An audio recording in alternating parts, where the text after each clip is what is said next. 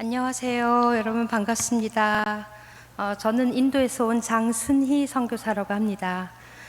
먼저 교회도 처음이고 여러분도 처음 뵙는데 반갑습니다. 그리고 이 자리에서 북인도에서 일하신 하나님을 나누고 자랑할 수 있는 기회를 주신 것에 대해서 너무나 감사드립니다. 하나님께서 시작하셨고 하나님께서 지금도 하고 계시고 하나님께서 끝까지 이루실 것을 저도 믿고 여러분도 믿고 우리 모두가 믿고 하나님을 바라보면서 나아갑니다. 감사합니다. 먼저 목사님께서 말씀을 전해주셨는데 저는 목사가 아닙니다. 그래서 제가 이 자리에서 말씀을 강해처럼 할 수는 없지만 하나님께서 제게 감동 주신 말씀이어서 제가 짧게 나누고 그리고 저의 삶 그리고 하나님께서 하신 일들을 간단하게 나누기로 하겠습니다. 65장 이사야서는 굉장히 큰 책이죠. 그리고 하나님께서 이사야서뿐만이 아니라 선지서는 하나님께서 하나님의 뜻을 따르지 않는 그 이스라엘 백성들을 향해서 책망하시고 보응하신다는 말씀하시고 그러나 또 회복하시고 또 책망하시고 또 은혜를 베풀어 주시고 또 책망하시고 그러나 마침은 하나님의 은혜로 그들을 구원하신다는 그런 내용이 나와 있죠. 65장 1절에는 앞에 구절과 뒤에 구절을 연결해서 다 설명해야 되겠지만 제가 그렇게 할 시간은 있지 않아서 하나님께서 제게 이 말씀을 주실 때 감동이 있어서 제가 좀 나누기를 원합니다. 65장 1절은 보면은 두 개의 그 파트로 좀 대조되는 그런 말씀이에요. 한 절이긴 하지만 여기서 나는 할 때 나는 누구냐면 하나님이시고 그 다음에 그 또 다른 대조의 그 사람은 이스라엘 백성이에요. 그래서 이곳에서는 이 구절에서는 하나님은 어떤 분이시고 이스라엘 백성 그리고 우리는 어떤 사람인가 그리고 하나님은 우리에게 어떻게 보응하시고 어떻게 일하시는가에 대한 짧지만 강력하게 나와 있습니다. 그래서 하나님은 어떤 분인가? 하나님이 여기서 이 구절에서 말씀하실 때는 나는 나를 구하지 아니하던 자에게 물음을 받았다라고 말씀하셨어요. 그리고 찾아냄이 되었다. 나를 찾지 않던 자에게 찾아냄이 되었으며 내 이름을 부르지 아니하던 날에 내가 여기 있노라 내가 여기 있노라 하였노라. 이것을 두 가지로 나누면 물음을 받았으며 찾아냄이 되었으며 내가 여기 있노라 라고 한 그 부분은 하나님에 대한 부분이고 그 앞에 나는 나를 구하지 아니하던 자는 이스라엘 백성 또한 우리들 사람이죠. 그리고 나를 찾지 아니하던 자 그리고 내 이름을 부르지 아니하던 자 그것은 사람에 대한 영역이죠. 근데 이것에서 보면 물음을 받았다 영어로는 reveal이라고 되어 있거든요. 나타내어졌다라고 말씀이 나와 있어요. 내가 물음이 되었다 그러면 사람들이 뭔가를 나에게 물어봤기 때문에 뭔가 내가 나타내는 거잖아요. 그래서 내가 준비하고 있다가 내가 그들에게 나타냈다 내가 응답하였다 이런 뜻이고 그 다음에 찾아냄이 되었다 수동태잖아요. 그러면 누군가 나를 숨바꼭질 하듯이 우리 어렸을 때 숨바꼭질 많이 하죠. 어디 있지 하고 막 찾아내는 거예요. 그랬을 때 결국은 찾아냈기 때문에 그 사람이 너가 나를 찾았기 때문에 내가 찾아냄이 되었어 라고 말하는 게 그런 부분이죠. 그리고 또 여기 있노라 그냥 아무런 반응도 없는데 내가 갑자기 나타나서 내가 여기 있어 라고 얘기하는 사람은 없죠. 누군가 나를 찾았을 때 내가 여기 있어 라고 말하는 것처럼. 그러나 여기 사람에 대한 파트를 보면은 나는 나를 구하지 아니하던 자라고 말하고 있어요. 아무도 구하지 않았어요. 아무도 내게 나타나 보라고 얘기하지 않았는데 하나님 편에서는 물음을 받았다. 내가 여기 있어. 리빌. 내가 나타냈다라고. 그리고 나를 찾지 아니하던 자에게 아무도 그분을 찾지 않았어요. 찾을 생각도 없었고 관심도 없었고 뭐 그런 분이 있나라고 생각조차도 못하던 거기에 하나님은 찾아냄이 됐다고. 너가 결국 나를 찾았구나. 그렇게 말씀하시는 거죠. 그리고 내 이름을 부르시던 이름이 뭐 누군지도 모르고 아무도 모르는데 내 이름을 부르지 아니하던 그들에게 나 여기 있어라고 말해. 이게 굉장히 역설이죠. 내 이름을 부르지 아니하던 나라에 그래서 하나님의 파트와 인간의 파트가 얼마나 다른지 이 한 구절을 보면서도 우리가 볼 수 있죠. 그래서 이것은 이사야 전체를 한 문장으로도 요약할 수 있는 부분이라고 보는데, 하나님은 구하시고 건져주시고 도와주시고 굉장히 적극적이신데, 사람은 관심도 없고 심지어 하나님이 누군지도 모르고 뭐 그런 분이 있는가? 내 살아가는데 그냥 삼시세끼 밥 먹고 자식 잘 키워서 학교 보내고 좋은 미래의 삶을 살게 하고 뭐 그런 일에만 관심 받던 그들에게, 하나님이 있는지도 모르는 그들에게, 하나님이라는 존재조차도 인식하지 못하는 그들에게, 세상 것에만 관심 있는 그들에게 하나님은 이렇게 하신 것도 아니죠. 얘들아, 내가 여기 있어. 너네 그렇게 살면 안 돼. 아니야, 너네 그렇게 사는 거 아니야. 너네 그렇게 사는 것은 그냥 껍데기로만 사는 거야. 나 여기 있어. 이렇게 말씀하지 아니하고, 꼭 그들이 하나님을 찾았던 것처럼 그들이 찾았을 때 나타낸 것처럼, 그들이 구했을 때 와 여기 있어 라고 주는 것처럼, 그들이 어디 있지 하고 막 찾을 때 메롱 내가 여기 있지라고 한 것처럼 이렇게 굉장히 역설적으로 말씀하시는 거예요. 제가 이것을 봤을 때 이거는 왜 이런 표현들이 있지? 라고 생각을 했을 때 하나님의 마음인 거죠. 하나님의 마음이, 잠깐만요.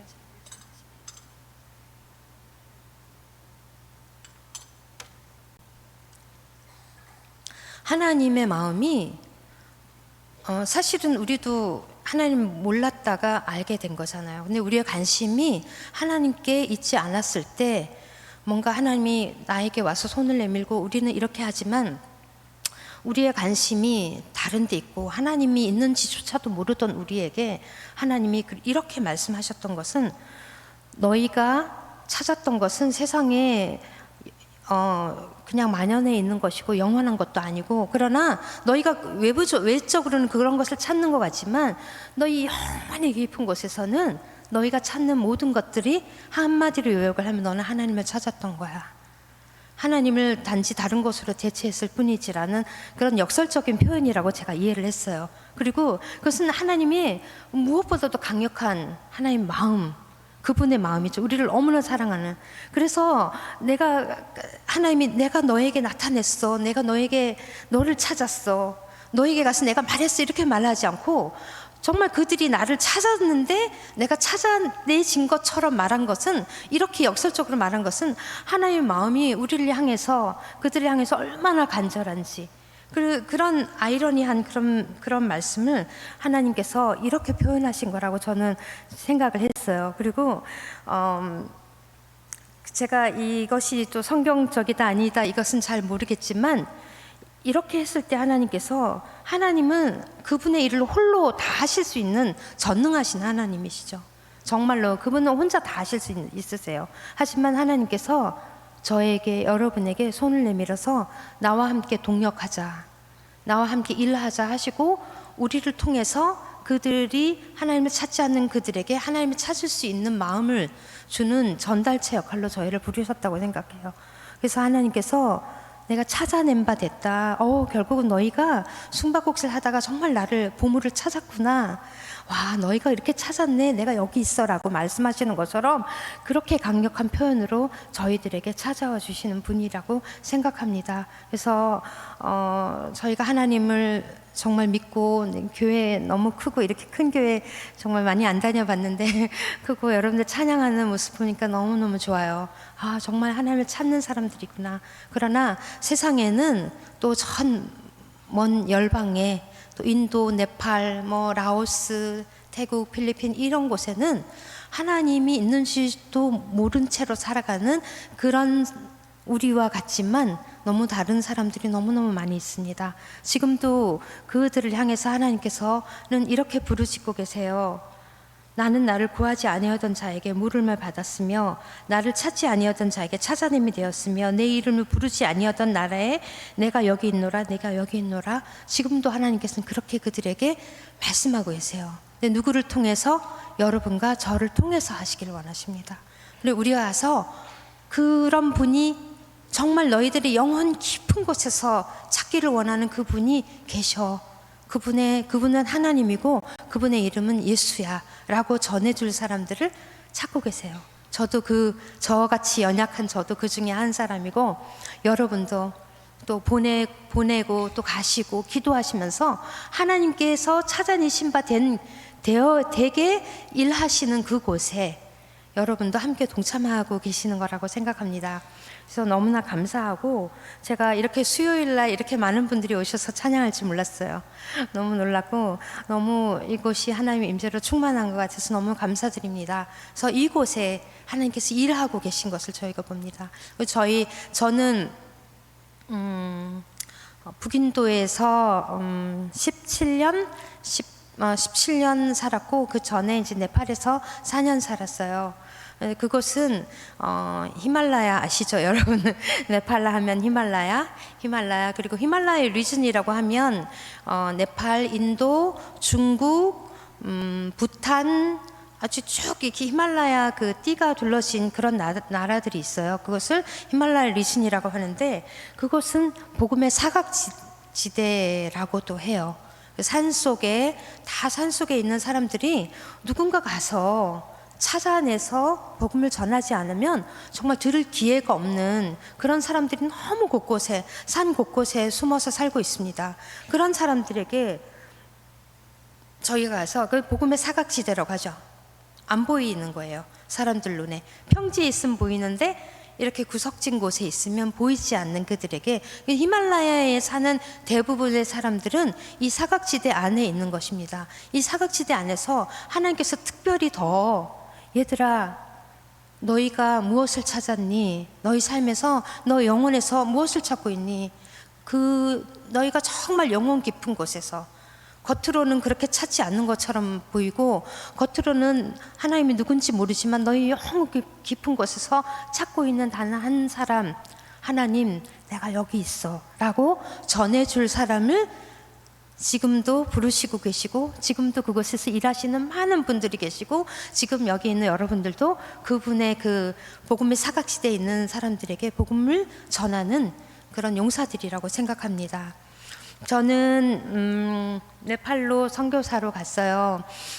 그리고 네팔에서 4년 동안 언어 배우고 문화도 배우고 이렇게 하면 안 되고, 옷은 이렇게 하면 안 되고, 그들에게는 이렇게 말하면 안 되고, 이런 문화들을 배우면서 지냈어요. 물론 이제 언어 배우면서 사역의 조인도 했지만, 그것은 제가 뭐 사역이라기보다 배우는 시간들이 많았습니다. 그래서 제가 선교지에 가서 살면서 내가 정말 어린아이와 같구나, 내가 정말 아무것도 할 수 없는 사람이구나 라는 걸 처음 배웠어요. 언어도 배우기 시작하고, 그래서 힘들었다기보다 이런 것들이 날마다 새로운 것들을 배워가면서, 그렇지만 참 행복한 시간을 보냈어요. 그리고 제가 2006년도에 결혼을 했습니다. 우리 남편은 네팔 사람이에요. 우리 남편은 인도에서 네팔인 사역을 하고 있는 네팔 사람이었어요. 그래서 그 얘기는 기니까 하지 않고, 어쨌든 만나서 결혼해서 제가 네팔을 떠나서 인도에 가서 남편이 하는 사역에 같이 조인하게 됐습니다. 그래서 처음에 저희가 살았던 곳은 북인도 히마찰 프라데시라는 주인데, 산이 굉장히 많은 주예요. 제가 아까 지도를 보내드렸는데 지도 하나 좀 보여주시겠어요? 네. 저게 너무 저기 초록색이 다 인도거든요. 초록색 중간에 옆에 하얀 거는 방글라데시고, 방글라데시가 인도하고 이렇게 사이에 쏙 들어가 있어요. 그리고 초록색 이렇게 다이아몬드하고 이렇게 돼 있는 게 인도 지도인데, 맨 위에가 캐시미르, 잠무 캐시미르라는 주고, 그 바로 밑에 있는 주가 히마찰 프라데시라는 주예요. 그리고 그 옆에가 우త్త라칸, 지금 저희가 살고 있는 주고요. 이제 굉장히 북쪽이죠. 북인도라고 부릅니다. 산도 많고, 히말라야 리즌, 히말라야 하얀 산맥은 아니지만 어쨌든 히말라야 산이 지나가는 그런 곳인데, 그곳에 그 히마찰 프라데시 수도 옆에 한 5시간 떨어진 로루라는 지역에서 남편은 이제 그 전에 있던 사역을 떠나서 그곳에 새로 개척을 했습니다. 그래서 그곳에서 교회 개척 사역을 시작을 했어요. 처음에는 그곳은 외국 사람만 배척하는 곳이 아니라 외부 사람을 굉장히 배척하는 곳이에요. 우리나라도 예전에는 그렇게 많이 뭐 자기 동네 사람 아닌 외부에서 온 사람들 배척하는 사람들이 많았잖아요. 굉장히 많이 배척하고, 우리 남편 오기 전에 한 선임이 거기 교회를 했는데 그 교회를 다 불을 태워버린 그런 아주 척박한 땅이었어요. 복음을 전하기가 너무 어렵고, 그래서 남편 형제 한 명하고 같이 그곳에 이제 복음을 전하러 갔는데 집을 구할 수가 없었어요. 집을 다 세를 안 줘서. 그래서 어느 집의 지하에 들어가서 이제 아무도 없으니까 처음에는 기도와 찬양과 계속 기도하고 찬양하면서 하나님 복음을 접촉할 수 있는 평화의 사람을 붙여주세요 하고 계속 기도를 하면서 그때 이제 평화의 사람을 만나게 됐습니다. 제가 먼저 이렇게 말씀드리는 걸 잊어버렸는데, 저희는 인도에 살면서 네팔 사람들을 대상으로 사역을 하고 있어요. 그래서 인도의 디아스포라라고 하죠. 네팔리 디아스포라. 그래서 인도에는 굉장히 많은 네팔 사람들이 와서 살고 있습니다. 북쪽에는 특히 더 많고, 남쪽 모든 영역, 인도의 모든 지역에 네팔 사람들이 다 살고 있어요. 네팔이 너무 가난해서 먹고 살 길이 너무 없어서 이제 뭐 다른 우리 한국으로도 많이 오지만 인도로도 많이 오고 있어요. 인도는 그냥 국경 넘으면 오니까 인도에 와서 이제 일도 하고 뭐 이렇게 자기 가게도 차리고 그러면서 너무나 많은 그 서쪽 네팔에 있는 사람들이 서쪽 인도에 와서 살고 있어요. 그래서 굉장히 많은 네팔 사람들이 살고 있어서 저희 남편은 네팔 사람인데 원래 네팔 동쪽에 있는 사람인데 이제 이쪽 서쪽으로 와서 네팔리 사역을, 디아스포라 사역을 계속 하고 있었어요. 그래서 그 루루라는 지역에서 복음을 전하는 것이 너무 어려웠는데 그 한 형제님을, 고향에 있는 형제님을 만나서 그 형제님하고 같이 이제 한 서너 명, 대여섯 명 모였을 때 이제 같이 예배를 시작하고, 그러면서 같이 매일 복음을 전하러 나가면서 우리 남편이 나와 사역자인 목사인 나만이 가는 것이 아니라 우리 모두가 다 복음 전하러 가자. 그래서 한 대여섯 명이 처음부터 복음을 전하고 매일 와서 예배하고 찬양하고 계속 찬양하고 기도하고 그러면서 복음을 전하기 시작했어요. 그러면서 그 지역이 힌두가 네팔하고 인도는 힌두교가 거의 80~90%가 힌두교인데 너무너무 힌두교가 강해서 복음이 들어가기 너무 어려운 지역이에요. 근데 하나님께서 어떻게 복음의 문을 열으셨냐면 아픈 사람이 있으면 가서 기도해주고, 특별한 분들이 아니잖아요. 뭐 신유의 은사를 받은 분들도 아니고 기도해주고 했을 때 아픈 것이 나았어요. 그리고 귀신이 떠나가고, 그런 일들이 성경에 나오는 것처럼 그런 일들이 귀신이 떠나가고 아픈 사람들이 낫고 그러면서 그 가족 전체가 예수님께로 돌아오는 거예요. 그러면서 이 공동체가 점점 늘어나기 시작했어요. 그리고 너무나 많은 그 귀신에 사로잡힌 사람들이 너무나 많이 있었어요. 기도하면, 아주 평범한 사람들이 기도하면 낫게. 그러니까 하나님께서 그 지역이 너무나 강하니까 그렇게 복음의 문을 여시는 거예요. 그러나 하나님 100% 하나님께서 하신 거죠. 그래서 하나님께서 그렇게 사람들을 이제 교회로 모으고, 그리고 그 사람들이 복음을 제대로 모르지만 병이 낫고 또 귀신이 떠나가고 하니까 와, 힌두 귀신보다 더 큰 신인가 보다 하고 온 거죠. 그래서 교회에 와서 말씀을 들으면서 이제 천천히 복음도 듣고 말씀도 듣고 하나님이 어떤 분인지도 알게 되는, 계속적으로 그런 일들이 일어나게 됐어요. 그래서 그 지역에 산이 굉장히 많아요. 그래서 산에 한번 가면 이쪽 산에서 저쪽 산 가려면 한 3시간 정도 걸어야 되고, 또 밑으로 내려오려면 2시간, 2시간 반, 그런 지역이기 때문에 이제 한 지역에서 예수를 믿고 30명 됐다 그러면 오케이, 거기에 펠로십을 만들고, 또 한 지역에 50명, 100명, 20명, 그러면 서로 오고 가기가 너무 어려운 지역에 그렇게 그런 엘더들 집안의 장로님, 집사님 집에서 이제 예배를 드리는 거예요. 집이라고 해도 우리나라처럼 그렇게 큰 집도 아니고 방에 침대 하나 있고 뭐 바닥이 있고 그런 집인데 다 침대에 올라와서 바닥에 막 이렇게 빈대 물려가면서 그렇게 예배 드리는 그 기쁨으로 예배를 드리고, 근데 저희 이제 로르에 있을 때 저희 사역자들은 로르에 예배 드리면 저녁에 다 산으로 가서 저녁에 이제 그들은 같이 또 예배 드리고 하룻밤 자고 오고, 또 중간에 가서 또 뭐 수요 예배는 없으니까 지금처럼 중간에 일주일에 한 번씩 가서 또 신방하고 성경 말씀 가르치고, 저희는 그 성도들의 집에 가면 빈대가 물려오는 게 그냥 너무나 다반사인 그런 삶을 살았어요. 그래서 빈대 한번 물리면 뭐 나중에 셀 수 없을 정도로 물리면 그냥 포기하고, 그냥 빈대 이제 물리는 게 무섭지 않아요. 물렸구나, 조금 긁다가 말고. 그렇게 이제 그런 생활을 살았지만 그런 것들이 우리를 힘들게 하지 않았어요. 왜냐하면 하나님께서 일하시는 것들이 너무나 강하고 또 사람들이 변화되어서 가는 것들이 너무 큰 기쁨이기 때문에 그런 것은 어려움이 아니었죠. 그러면서 교회가 이제 18개 교회가 세워졌어요. 그래서 거의 1년에 한 번 100명씩 그때는 세례를, 거기 앞에 시내가 있거든요. 시내에 가서 세례를 주고, 또 이제 힌두에 강한 극단 힌두들이 있기 때문에 좀 더 안 보이는 데 가서 세례 주고, 그렇게 굉장히 행복한 생활을 하고, 저희는 그곳에 이제 도시로 나와서 훈련 사역을 하면서 이제 교회도 돌보고 훈련 사역도 하고, 그렇게 그 히마찰이라는 곳에서 저희가 사역을 했습니다. 저희가 YM이라는 그 단체 안에서 일을 하기 때문에 저희가 YM에 있는 그런 훈련을 합니다. DTS 훈련도 하고 SBS 훈련도 하고.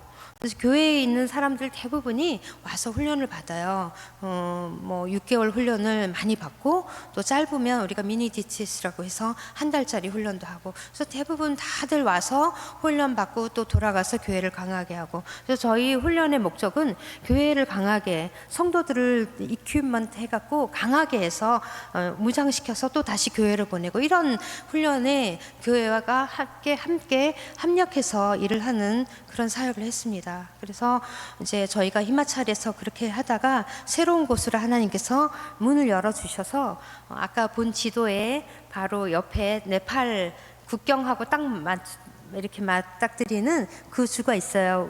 우트라칸 주라고. 그 주의 수도로 저희가 이사를 왔어요. 이곳에 또 우리가 하나님께서 또 새로운 곳을 개척하길 원하시는구나 하고 저희가 왔습니다. 히마찰에서 굉장히 하나님께서 너무 놀라운 일을 행하셨기 때문에 우트라칸에는 네팔 사람들이 원래부터 있었던 네팔 사람들이 굉장히 많이 있었어요. 그래서 이곳에 오면 굉장히 아주 큰 일을 할 수 있겠다라는 인간적인 생각으로 왔는데 굉장히 쉽지가 않더라고요. 그곳에 새로운 곳에 개척을 하려면. 그래서 저희가 왜 그런가 하고 이제 기도하면서 이렇게 본 것은, 저희가 사는 우트라칸 주가 힌두 성지가 그냥 힌두 그 템플이 있는 곳이 아니라 힌두교 사람들이 성지로 여길 만한 곳이 우트라칸 주에 6개나 있는 거예요. 6개나.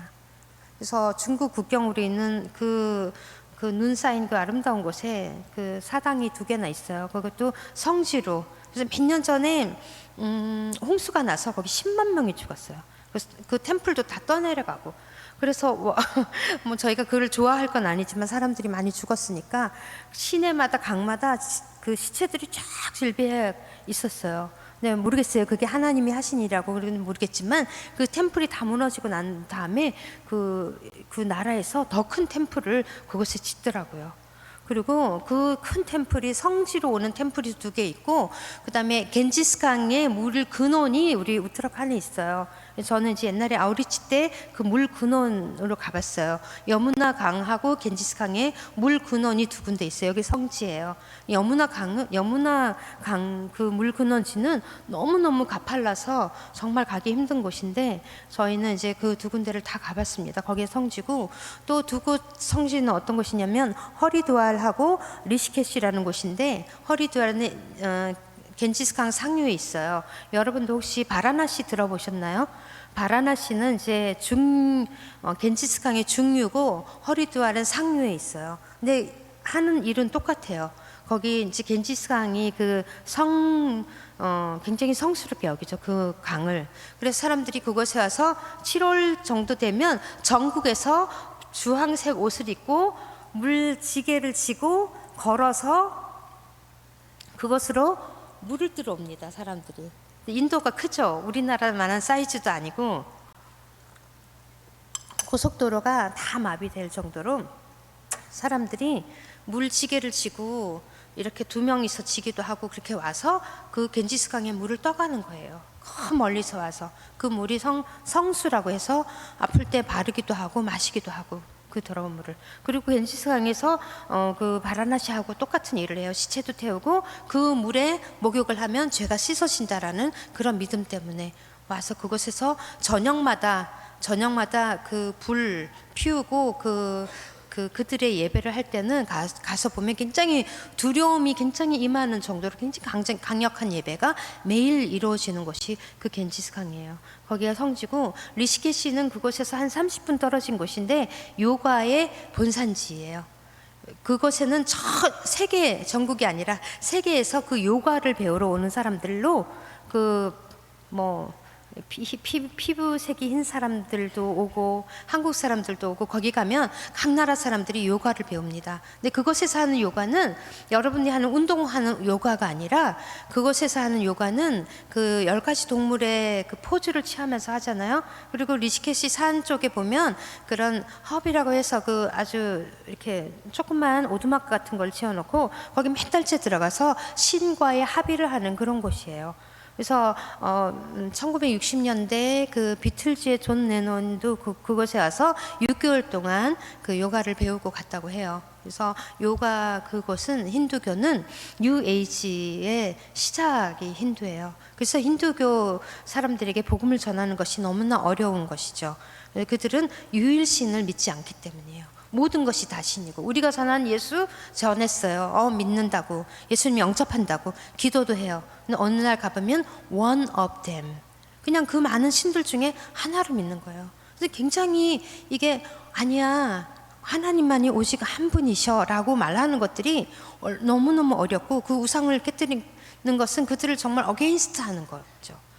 그래서 그 복음 전하는 것이 어렵지만 성령님께서 하시면 그들 안에 하나님만이 유일한 하나님이다.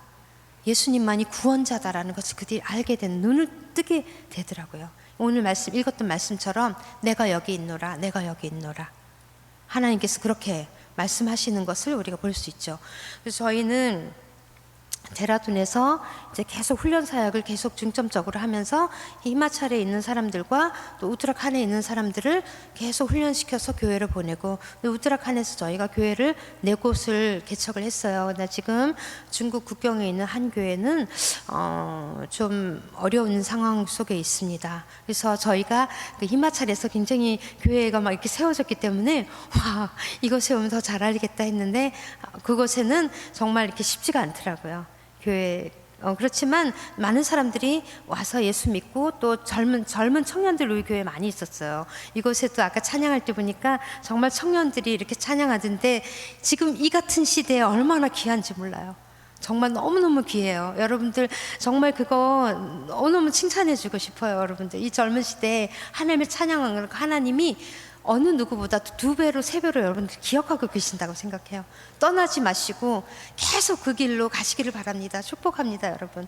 그래서 우리도 청년들이 많이 있었어요. 근데 일자리를 찾아서 떠나고 그래서 저희가 하나님 우리 청년들도 좋지만 가정을 주세요 하고 기도했을 때 한 가정 한 가정씩 하나님께서 우리에게 보내주시기 시작했어요. 제가 히마찰에는 그 귀신이 떠나가서 예수를 믿은 사람들이 많다고 했잖아요. 한 자매님이 우리 사역자들이 살고 있는 맨 처음에 로루에서 있었던 일인데 그 근처에 살았어요. 근데 이 자매님이 결혼한 사람인데 이렇게 손을 떨었어요. 이렇게 떠나가지 않는 거예요. 7년 동안. 너무 힘든 삶을 살았어요. 가족들도 힘들고. 근데 누가 야 저쪽 저 집에 예수 믿는 사람들이 산대 거기 한번 가봐 누가 그런 거예요. 그래서 이 사람이 왔어요.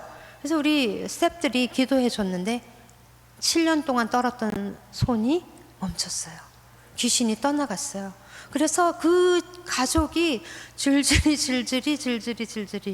감자를 캐면 고구마를 캐면 막 나오듯이 모든 가족이 와서 예수를 믿게 됐어요. 그렇게 해서 또 그 사람이 예수를 자랑하고 복음을 전하고, 그 사람이 이제 우리 교회 엘더인데 계속 그런 분들도 우리는 사역을 해요. 같이 가서 펠로십에 가서 그렇게 그렇게, 그리고 말씀을 듣고 또 예수를 영접하고 그런 일들이 일어난 것처럼, 저희가 이쪽 데라돈에 왔을 때 우리 SBS 마친 한 자매님이 그 사촌 오빠가 있는 동네에, 그 자매는 굉장히 먼 곳에서 왔어요. 굉장히 먼 곳에서 왔는데 사촌 오빠네 집에서 한 며칠 있다가 갈 거야, 2주 있다가 갈 거야 하고 사촌 오빠 집에서 와서 그 동네에서 복음을 전했는데, 한 자매님이 너무너무 오랫동안 병을 앓고 있었어요. 근데 그 병을 앓고 있는 그 자매님에게 복음을 전해서 이제 그 자매님하고 자매님 남편하고 딸이 있었는데 어쨌든 나중에 우리 교회를 나오게 됐어요. 우리 교회를 나오기 시작하면서 저희 남편이 매일, 그때 코로나 기간 중이었어요, 매일 전화로 몇 달 동안 매일 8시에서 저녁에 10시까지 복음을 전하고 하나님의 말씀을 계속 전했어요. 매일, 하루도 안 빠지고. 그래서 자매하고 형제님이 계속 매일매일 말씀을 들은 거예요. 그리고 이제 주말 되면 저희가 어느 정도 코로나가 됐을 때 저희 훈련센터에서 그 예배를 드렸거든요. 근데 이 자매님하고 형제님하고 가족이 왔어요. 그러면서 나는 이제 여기야, 이제 이렇게 말씀했어요, 그 자매님이. 그러다가 저는 제가 기대했던 것은 하나님께서 이 자매님을 고쳐주시겠다, 그것을 기대하고 기도를 했는데, 어느 날 이 자매님 너무 아파서 형제님이 병원에 데리고 갔었는데, 데려다가 치료받고 돌아와서 곧 돌아가셨어요. 근데 돌아가실 때 이 자매님이, 얼마 믿지도 않은 자매님이 남편에게 나를 위해서 슬퍼하지 마, 나를 위해서 슬퍼하지 마, 나는 이제 예수 믿고 너무 좋은 곳에 간다고, 나는 이제 너무 병의 그 고통에서 벗어나서 나는 이제 예수님 품에 가, 너무 확실한 곳에 가니까 난 슬퍼하지 말고 당신도 예수 잘 믿으라고, 괜찮다고, 이렇게 말하고 그분이 돌아가신 거예요. 남편이 저희에게 와서 얘기를 했어요. 그래서 하나님께서 그렇게 한 영혼을 구원하시고, 너무 그 자매의 간증을 들으면서 제가 그 자매님의 아픈 것을 치유해 달라고 했던 그 기도보다 하나님은 그 자매의 영혼 깊숙한 것을 치유하여 주셔서 하나님의 딸이 되게 하셨어요. 그리고 하나님께로 가게 했어요. 그 자매님의 그 확신과 그 돌아가시기 전에 그 남편에게 그 나누었던 것들로 인해서 얼마나 감사하고 은혜가 넘쳤는지 몰라요. 그러고 하나님께서 우리 교회에 지금 이렇게 많은 성도는 아니지만 한 영혼 한 영혼씩 이렇게 부르셔서, 제가 깨달은 것은 뭐냐면, 하나님께서는 필요한 곳에 굉장한 부흥을 일으켜 주시고 그것을 경험하게 하시고, 그러나 또 한편 하나님은 한 영혼이 얼마나 중요한지, 한 사람이, 나 한 사람이잖아요. 여러분도 이 교회에는 굉장히 많은 성도님이지만 나로 봤을 때는 한 사람이잖아요. 하나님이, 예수님이 나 한 사람을 위해서 십자가에 돌아가시고, 나 한 사람을 위해서 이 땅에 오신 것, 나 한 사람을 위해서 내가 여기 있노라라고 말씀하신 그 한 사람을 향한 하나님의 사랑, 그 집 나간 둘째 아들 때문에 내가 여기 있노라 하면서 발벗고 먼저 뛰어나간 그 예수님의, 그 하나님의 그 사랑을 제가 경험하고 있습니다. 그래서 하나님께서 큰 무리도 사랑하시고 또 한 영혼이 오는 것도 너무너무 사랑하시고, 그래서 정말 어느 누구도, 어느 한 사람도 귀하지 않은 사람이 없구나. 그래서 제가 하나님은 얼마나 크신 하나님이냐면, 믿는 자의 하나님뿐만이 아니라 믿지 않는 자의 하나님이신 것을 제가 다시 경험하게 됩니다. 그래서 저희는 이제 그렇게 계속 복음을 전하고 교회 개척 사역을 하고 지금도 기도하고 있어요. 저희 이제 있는 곳에 교회가 세워지지 않은 곳이 너무나 많습니다. 저희 인도의 우트라칸 안에 저희가 한 달에 한 번씩 그곳을 위해서, 그 디스트릭을 위해서 기도할 때 힌두가 89, 무슬림이 5% 이렇게 하면 기독교에는 0.03%. 색깔로 칠하면 검정색이에요. 검정색. 제가 이렇게 봤을 때 어딜 가든지 저는 믿는 사람들을 만나는 그 공동체로 많이 가서 와, 많다 이렇게 생각했지만, 그 지역 전체를 놓고 봤을 때는 야, 정말 암흑이구나. 정말 어둠이구나라는 생각이 많이 들었어요. 그래서 그곳을 위해서 저희 우드락 하늘 위해서 저희가 계속 기도할 때마다 하나님 이 0.03이 무엇입니까? 1%도 아니고 그래서 하나님 그곳에 있는 한 영혼이 주께 돌아올 수 있도록 저희가 기도하고 있습니다. 그리고 저는 시간이 많지 않은 관계로 저는 이제 비자를 받을 길이 좀 없어서 저는 이제 다시 네팔로 돌아갔어요. 12월에 네팔에서 집을 얻고 저는 이제 왔다 갔다 인도하고 네팔을 오가면서, 그렇지만 네팔에 더 많이 있게 되고 저희 남편도 네팔에 또 강의도 있고 또 그렇게 하면서 저희 남편과 저는 인도와 네팔을 오가면서 사역을 하게 됐어요. 그래서 저희가 이제 네팔에 서쪽 지역에, 저희가 인도의 서쪽 지역에 있으니까 서쪽 지역에서 예수를 믿고 이제 예수를 안 믿고 서쪽에 와서 인도에 와서 예수를 믿은 사람들이 거의 대부분이에요. 그 사람들이.